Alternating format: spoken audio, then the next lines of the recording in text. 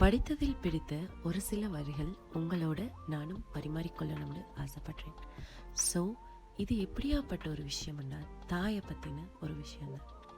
அதாவது ஒரு வைத்தியசாலையில் தாய் படுத்த படுக்கையாக கிடக்க மகன்ற கண்ணிலேருந்து கண்ணீர் வடிந்து கொண்டிருக்குது. இந்த கண்ணீர் எந்த அளவுக்குண்டா வைத்தியர் வந்து சொல்கிறாரு, மன்னிக்கவும், உங்களோட தாயை எங்களால் காப்பாற்ற முடியாது, இன்னும் கொஞ்ச நேரம் தான் அப்படின்னு.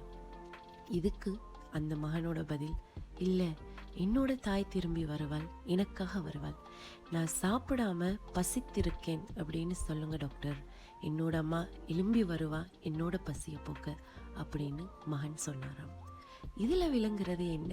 ஒரு தாயோட அடிப்படை குணம்தான் அது. தன்னோட பிள்ளை பசித்திருக்கப்படான்றதுக்காக தான் தியாகம் பண்ணி தனது பசியை மறைத்து உணவு ஊட்டுவாள் தாய். இப்படி எத்தனை பேருக்கு தாய் அமைஞ்சிருக்குது? எனக்கும் அந்த மாதிரி ஒரு அழகான தாய் தான் அமைஞ்சிருக்கிறாங்க. எனக்காகவே பல தியாகம் பண்ணி என்னை வளர்த்தாங்க. என்னோட தாயும் இந்த மாதிரி தான்.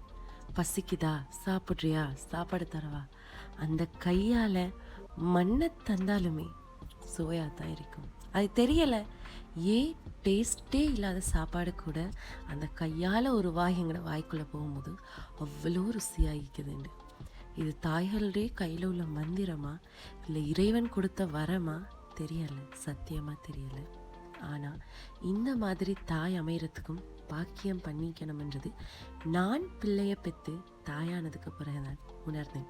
அதுவும் என்னோட பிரசவ வழியில் நான் துடிச்சிக்கும் போது கத்தி கேட்டது, நான் இதுவரை யார்கிட்டையும் சொல்லாதது, அம்மா என்ன மன்னிச்சிடுங்க. சத்தியமாக சொல்கிறேன், அந்த வார்த்தையை எத்தனை முறை சொன்னாலும் போதாது. ஏண்டா சின்ன சின்ன கோபத்துக்காகவும் தாய்க்கு நாங்கள் கத்துவோம், பேசுவோம், இதுதான் உண்மை, ரியாலிட்டியும் கூட. ஆனால் அந்த தாயோட தியாகம் நாங்கள் தாயாகும் போதும் அந்த பிரசவ வழியில், அதாவது உயிர் பெய்த்து உயிர் வரும் பிரசவம் என்றது அதுக்காகத்தான். அந்த வழியில் உணர்ந்தேன். நீங்களும் உணருங்க உங்களோட தாயோட பாசத்தை. இந்த பதிவை கேட்டதுக்கு ரொம்ப நன்றி. உயிர் தந்த தாய் உயிராக இருக்கும் பிள்ளைகளோட ஒரு நாளும் கோவம் கொள்ள மாட்டா. செஞ்ச குட்டி குட்டி விஷயத்துக்கு ஒரு சாரி கேட்கலாமே. சாரிம்மா, தேங்க்யூ அகெயின். எல்லா தாயுமே சூப்பர் மாம் தான். தேங்க்யூம்மா, தேங்க்யூ ஸோ மச். எல்லா அம்மாக்களுக்கும் இது சமர்ப்பணம்.